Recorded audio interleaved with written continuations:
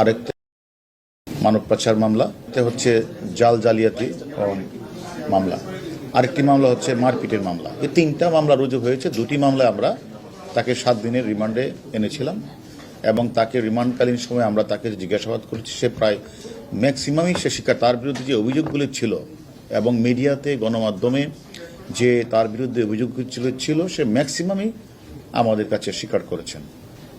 এবং আমরা তার কাছে প্রথমত যেটা আমরা জানতে চেয়েছিলাম যে সে যে ভুয়া ডেথ সার্টিফিকেট তৈরি করে লাশ দাফন করত, সেটা কিন্তু আমরা সেখানে গিয়ে সে তার যে মানে সে যেখানে এই সেবাটা দেওয়ার জন্য মানে এটা বলে ওল্ড নার্সিং নাম কি তার যে ওল্ড এজ যে চাইল্ড অ্যান্ড ওল্ড কেয়ার, যে সেখানে আমরা গিয়ে কিন্তু তার ভুয়া ডেথ সার্টিফিকেটে তৈরি করে লাশ দাফন সে কাগজগুলি পেয়েছি, সিল পেয়েছি এবং সে আমাদের কাছে স্বীকারও করেছে যে এটা আমরা ডাক্তার কাছে আনতাম না, আমি নিজেই এই ভুয়া ডেথ সার্টিফিকেটটা তৈরি করে সিল সাফর আমি করতাম। এবং পরবর্তী পর্যায়ে সে তাকে যখন আমরা অপারেশন থিয়েটারের কথা বলা হলো, সে সেখানে তার সে যে ডাক্তার রাখে নাই সেটাও স্বীকার করেছে এবং সে যে তাদের উপরে মানসিক টর্চারটা করেছে, যে সে নিজেই যে এই আশ্রমে যাদেরকে নিয়ে আসা হয়েছে অধিকাংশই হলো প্রতিবন্ধী বৃদ্ধ প্যারালাইজ, এই বয়স্ক প্রতিবন্ধী প্যারালাইজ মানুষগঞ্জে তো একটু অ্যাবনর্মাল আচরণ করত এবং সে কারণেই সে তাদের উপরে প্রচণ্ড পরিমাণে নির্যাতন করত, লাঠি দিয়ে পিটাতো। সেটা স্বীকার করেছে যে এবং যে এটা আমি করেছি, এটা আমি ভুল করেছি। কিন্তু বিষয়টা হচ্ছে আমরা যেটা তাকে পরে জিজ্ঞাসাবাদ করলাম যে সে যে এইভাবে তাদেরকে মানসিক শারীরিকভাবে নিস্তেজ না এবং নির্যাতন চালাতো, কারণটা কি? তখন সে যে নিজে যে মাদক সেবন করেন, যে ইয়াবা খায়, সেটা সে নিজেই স্বীকার করেছেন যে এটা আমি তখন বুঝতে পারি নাই এরকম, এবং এটা যে করা ঠিক হয় নাই সেটাও সে আমাদের কাছে স্বীকার করেছে। এবং আমরা মনে করি সে এবং এই মাদকাসক্ত মিল্টন যে কাউকে পরোয়া করত না, এর মূল কারণটাই ছিল তার সাথে মানে অনেক বিএপির নাকি যোগাযোগ ছিল। সে মনে করছে যে আমি যে কাজটা করছি কেউ আমাকে কোনো কিছু করতে পারবে না। এবং যারা এই বাচ্চাদেরকে সেখানে দিয়ে আসতো বা যারা এই প্যারালাইজড মানুষগুলিকে দিয়ে আসতো, এই সকল মানুষগুলি যখন পরে খোঁজ নিতে যেত যে কী অবস্থা, তাদেরকে দর্শে পিঠাতো। তো এইরকম যে অত্যাচারের মাত্রা মাদকাসক্ত মিল্টন যে করত, সে আসলে মানে সেটাকে সে অস্বীকার করে নাই যে হ্যাঁ আমি এরকম কাজটি করেছি। যার কারণে আমরা সে যে আপনারা দেখেছেন সে যে 900 লাশের কথা বলেছেন, এই 900 লাশও কিন্তু সে বলেছে হ্যাঁ আমি বলেছিলাম, এটা বলেছিলাম যে ওই যে সোশ্যাল মিডিয়াতে এইগুলি কথাগুলি বললে হয়তো অনেক মানুষ আমাকে টাকা দিবে, টাকা পাঠাবে এবং সে টাকাটা সে পেত। তখন আমরা বললাম 900 লাশ কোথায়, হিসাব কোথায়? সে রেজিস্টার দেখাতে পারে নাই, কোথায় কবর দিয়ে সেটা দেখাতে পারে নাই। পরবর্তী বলছে সেটা বললেন যে আসলে 900 লাশ তো আসলে আমি কবর দিই না, আমি আসলে 900 লাশ আমি বেসিক্যালি সোশ্যাল মিডিয়ার মাধ্যমে প্রচার করে মানে আমি টাকা দণ্ড এগুলি করেছি। সেটা পরবর্তী যে সে বলেছে যে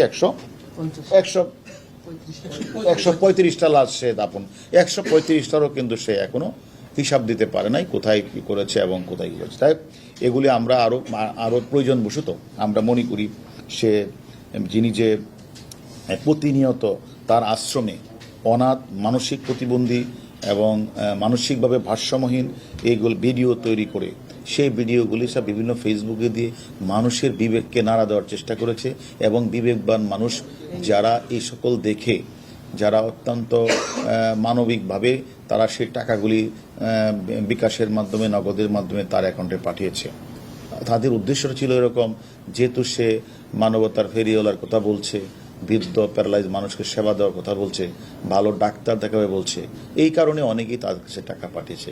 কিন্তু দুর্ভাগ্যজনক হলে সত্য, সে এই মানে চাইল্ড অ্যান্ড ওল্ড কেয়ার যে আশ্রমে কোনো ডাক্তারও রাখে নাই এবং নিজে সে ব্লেড দিয়ে, ছুরি দিয়ে সে নিজে সেখানে এই অপারেশনটা করতেন, প্রয়োজনে নিজেই হাত পা কেটে ফেলতেন এবং তাদের যে রক্ত বের হতো এবং এই কাটাছাড়া কষ্ট পেল, রোগীরা কষ্ট পেত, কিন্তু আর্তনাদ করলেও মাদকাসক্ত মিল্টন পৈশাচিক আনন্দ ভোগ করতেন।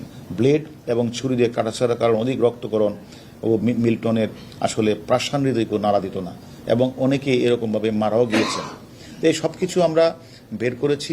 আমাদের আরও কিছু তথ্য বাকি আছে, আমরা প্রয়োজন বোধে তাকে, আমাদের কাছে আরেকটি মামলা আছে, সে মামলায় আমরা তাকে রিমান্ডে আনবো, এনে আরও কিছু তথ্য আমাদের দরকার আছে। এবং তার কাছ থেকে যে আমরা যে ভয়ানক তথ্য পেয়েছি, আমি মনে করি এটা আমাদের সমাজের যদি আরও কিছু এরকম মানুষ থেকে থাকে যারা এরকম মানবতার ফিরিওয়ালা সেজে তারা মানুষকে প্রতারিত করছে এবং গরিব দুঃখী মানুষগুলি, প্যারালাইজ মানুষগুলির সাথে সে নির্যাতন করছে, আমরা তাদের সম্পর্কে আমরা খোঁজখবর নিচ্ছি। আমি মনে করি এ বিষয়ে যারা এই কাজগুলি করবে, আমরা মনে করি এই ওটি মানুষের কাছে যে কোটি কোটি টাকা সে যে তার অ্যাকাউন্টে আমরা অনেক টাকায় পেয়েছি, এই যে সে কোটি কোটি টাকা আয় করার পরও মিল্টন সমদ্দার যে শিশু, বৃদ্ধ, অটিস্টিক মানুষের কোনো চিকিৎসা করে নাই। যে আপনারা জানেন আমার মাননীয় বঙ্গবন্ধুর নাতনি, মাননীয় প্রধানমন্ত্রীর কন্যা সাইমাদ বসুল, সে অটিস্টিকদের দক্ষিণ এশিয়ার চ্যাম্পিয়ন হিসেবে নির্বাচিত করেছেন ওয়ার্ল্ড হেলথ অর্গানাইজেশন, এবং তিনি অনেক প্রশংসিত হয়েছেন অটিজম বাচ্চাদের নিয়ে কাজ করার কারণে। আর এই বাংলাদেশেই এরকম মানবতার ফিরিওয়ালা ওটিএমদের কথা বলে মানুষের কাছে কোটি কোটি টাকা তুলে সে খরচ না করে উল্টা তাদেরকে পিটিয়েছেন, এটা অত্যন্ত দুঃখজনক। আমি মনে করি তাকে কারা প্যাট্রোনাইজ করেছে এবং কারা তাকে ভিডিও বানাতে সহায়তা করেছে, এরকমভাবে কারা কারা তাকে হেল্প করেছে, যে হেল্পটা এবং তাকে এই পথে এনেছে, আমি মনে করি আমরা তাদেরও জিজ্ঞাসাবাদ করব। এবং আমি তার স্ত্রীকে আমরা প্রয়োজন বোধ আরেকবার জিজ্ঞাসাবাদ করব, বিভিন্ন বিষয়গুলি নিয়ে আবারও কথা বলবো।